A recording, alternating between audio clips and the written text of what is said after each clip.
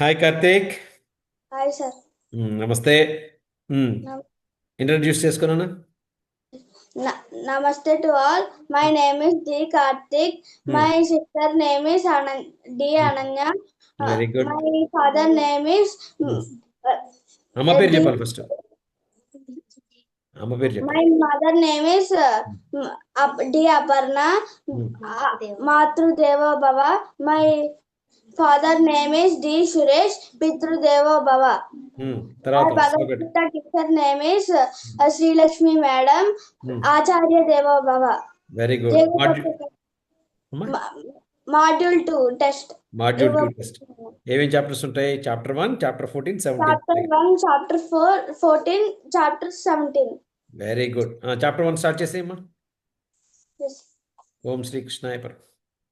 ओम श्री कृष्णाय परमात्मने नमः।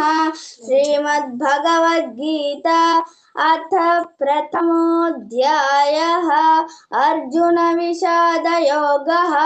धृतराष्ट्र उवाच धर्मक्षेत्रे कुरुक्षेत्रे समवेतायुत्सवः मामकाः पाण्डवाश्चैव किमकुर्वत संजय। संजय उवाच दृष्ट्वा तु पाण्डवानीकं व्यूढं दुर्योधनस्तदा आचार्यमुपसङ्गम्य राजा वचनमब्रवीत् అయనేషు చ पश्यैत సర్వేషు. अयनेषु च सर्वेषु यथा भागमवस्थिताः भीष्ममेवाभिरक्ष्यन्तु भवन्तः सर्व एव हि तस्य सञ्जनयन् हर्षं कुरुवृद्धः पितामहः सिंहनादं विनद्योश्चैः शङ्खान् दद्मः पृथक् शङ्खान् శంఖం दद्मौ దద్మౌ ప్రతాపవాన్. ततः शङ्काश्च भैर्यश्च फणवाणकघोमुखाः सहसैवाभ्यहन्यन्त सशब्दस्तु मुलोऽभवत्।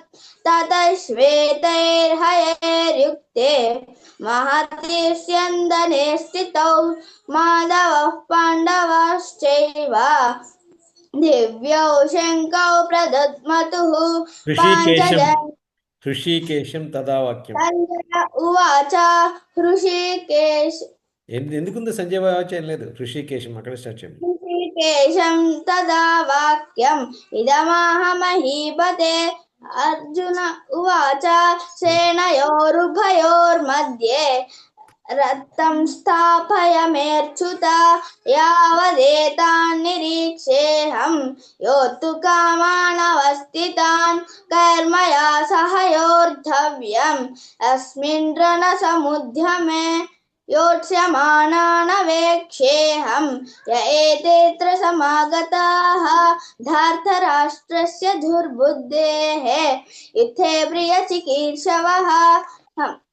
संजय उवाच एवमुक्तो हृषीकेशः गुडाकेशेन भारत सेनयोरुभयोर्मध्ये स्थापयित्वा रथोत्तमम् శ్వశురాన్ సుహృదశ్చైవ. శ్వశురాన్ श्वशुरान् सुहृदश्चैव सेनयोरुभयोरपि तान् समीक्ष्य स कौन्तेयः सर्वान् बन्धूनवस्थितान् कृपया परयाविष्टः विषीदन्निदमब्रवीत्।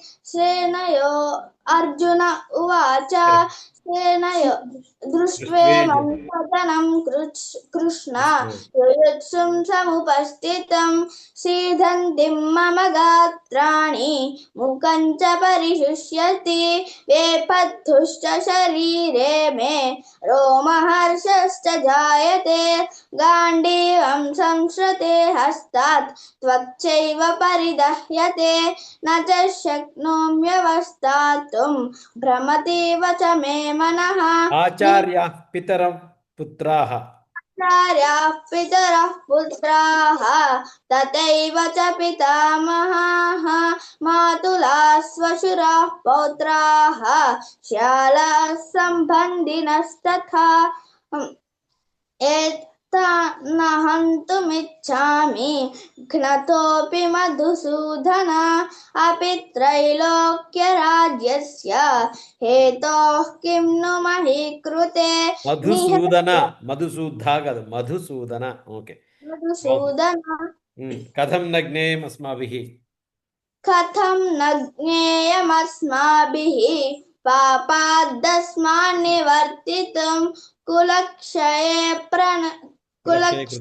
కృతం దోషం ప్రపశ్యద్భిర్జనార్దన కులక్షయే ప్రణశ్యంతి కులధర్మా సనాతనాః ధర్మే నష్టే కులం కృత్స్నం అధర్మోభిభవత్యుత అధర్మాభిభవాత్ కృష్ణ ప్రదుష్యంతి కులస్త్రియః స్త్రీషు దుష్టాషు వార్ష్ణేయ జాయతే వర్ణసంకరః సంకరో నరకాయైవ కులఘ్నానాం కులస్య చ పతంతి పితరో హేషాం లుప్తపిండోదకక్రియాః దోషే 14 చాప్టర్కి వెళ్దాం సర్వయోనిషు కౌంతేయ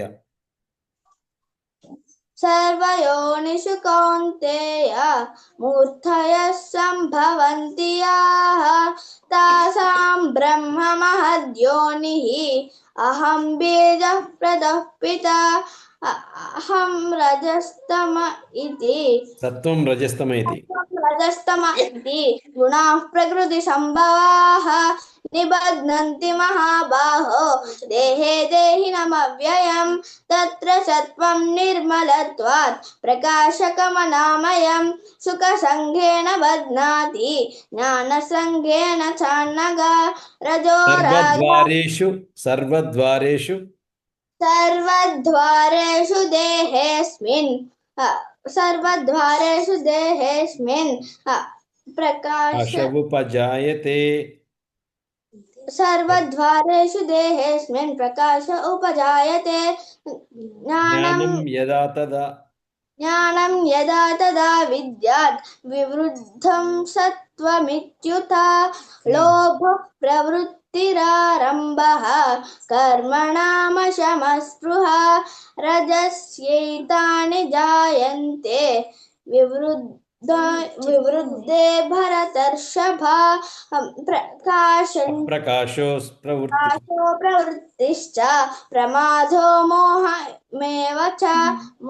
ఏవ చ తమస్యైతాని జాయంతే వివృద్ధే భరతర్షభ వివృద్ధే ముందు శ్లోకంలో భరతర్షభ వస్తుంది గుణానేతానతీత్యత్రీన్ దేహి దేహ సముద్భవా జన్మ మృత్యు జరా దుఃఖైః విముక్తో మృతమశ్నుతే అర్జున ఉవాచ కైర్లింగైస్త్రీన్ గుణానేతాన్ అతీతో భవతి ప్రభో కిమాచారః కథం చైతాన్ త్రీన్ గుణానతి వర్తతే శ్రీ భగవానువాచ ప్రకాశం చ ప్రవృత్తిం చ మోహమేవ చ పాండవ న ద్వేష్టి సంప్రవృత్తాని న నివృత్తాని కాంక్షతి ఉదాసీనవదాసీనః గుణైరోన విచాల్యతే గుణా వర్తంత ఇత్యేవ యోవతిష్ఠతి నేంగతే 17th చాప్టర్ కర్షయంత శరీరస్థం కర్షయంతః శరీరస్థం భూతగ్రామమచేతసః మాం చైవాంతః శరీరస్థం తాన్ విద్యాసురనిశ్చయాన్ ఆహారస్త్వపి సర్వస్య త్రివిధో భవతి ప్రియః యజ్ఞస్తపస్తథా దానం తేషాం భేదమిమం శృణు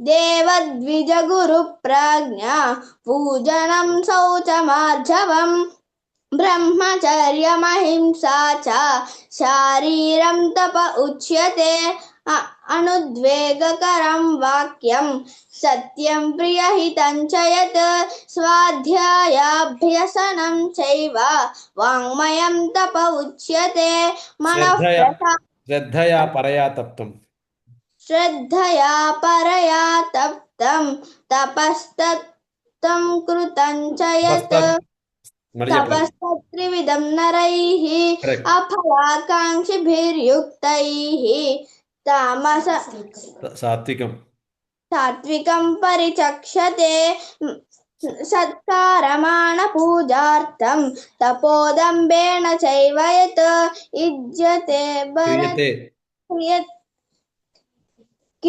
క్రియతే తదిహ ప్రోక్తం రాజసం చలమద్రువం ఓం తత్సదితి నిర్దేశః ఓం తత్సదితి నిర్దేశః బ్రాహ్మణస్త్రివిధ స్మృతః బ్రాహ్మణాస్తేన వేదాశ్చ యజ్ఞాశ్చ విహితాః పురా తస్మాదౌమిత్యుదాహృత్య యజ్ఞదాన తపః క్రియాః ప్రవర్తంతే విధానోక్తాః సతతం బ్రహ్మవాదినాం తదిత్యనభిసంధాయ ఫలం యజ్ఞ తపః క్రియాః దాన క్రియాశ్చ వివిధాః క్రియంతే మోక్షకాంక్షిభిః సద్భావే సాధుభావే చ సదిత్యేతత్ ప్రయుజ్యతే ప్రశస్తే కర్మణి తథా సత్శబ్దః పార్థయుజ్యతే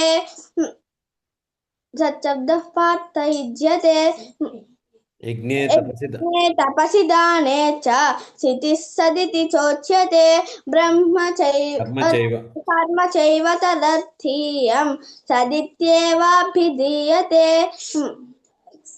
శ్రద్ధయా శ్రద్ధయా పరయా తప్తం అశ్రద్ధయా హుతం దత్తం అశ్రద్ధయా దత్తం తపస్తత్తం కృతం చ యత్ అసదిత్యుచ్యతే పార్థ న చ తత్రేత్యనో ఇహ ఓం తత్సదితి శ్రీమద్భగవద్గీతాసు ఉపనిషత్సు బ్రహ్మ విద్యాయాం యోగశాస్త్రే శ్రీకృష్ణ సంవాదే శ్రద్ధాత్రయ విభాగ యోగో నామ సప్తదశోऽధ్యాయః. వెరీ గుడ్ జయగురుదత్త. వెరీ గుడ్ బాగా చెప్పావు జగరుదత్త బాగా చెప్పానన్న ప్రొనౌన్సియేషన్ బాగుంది మెమరీ బాగుంది చిన్న చిన్న అక్కడక్కడ చోట్ల స్లో అయ్యావు కానీ ఓవరాల్గా అయితే ఎక్సలెంట్ సూపర్ ఓకేనా వెరీ గుడ్ ఇప్పుడు ఏ చాప్టర్ నడుస్తుందమ్మా థ్యాంక్ యూ సార్.